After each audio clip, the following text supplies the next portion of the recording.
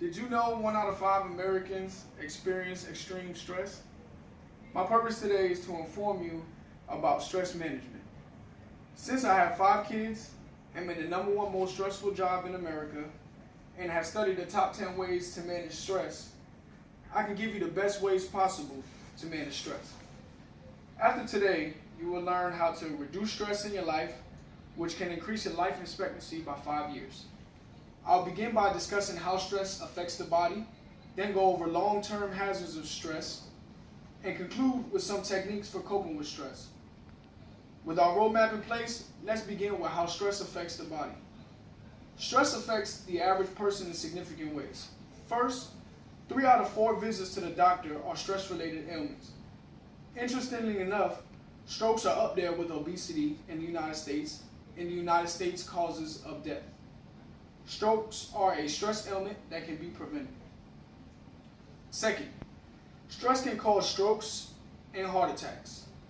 Work stress causes 10% of all strokes, despite the fact that strokes are a stress ailment that can be prevented. Stress increases the chance of heart attack by 25%. Now that we know some effects, let's go over some of the hazards. Stress comes with 2 long-term hazards.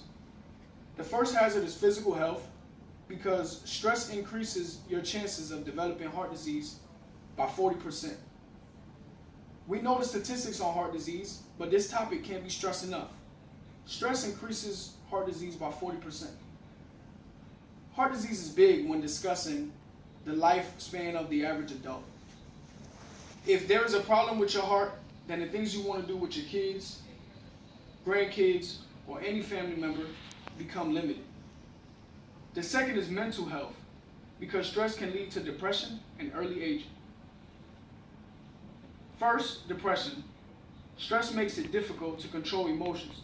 Therefore, it can set you up for success when your psychological state is in question. Lastly, early aging is onset by unmanaged stress. It releases some chemicals in your body that speed up the process of aging. It can speed up the presence of gray hair and can even cause hair loss. Now that we went over some hazards, let's finish with good news. There are ways to cope with it.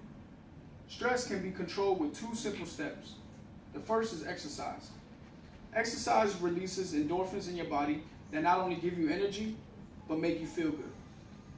Lastly, when you have exercise incorporated in your daily routine, it gives you a way to release positive energy in your daily life. The second step is diet. When you eat well, it gives your body enough energy to cope with stress. Lastly, talk to your friends and fellow employees. Knowing that there are others who feel like you can help lighten the load. In conclusion, coping with stress adds years to your life expectancy.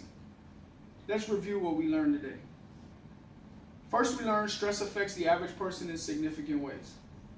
3 out of 4 visits to the doctor are stress-related ailments. Stress can cause strokes and heart attacks.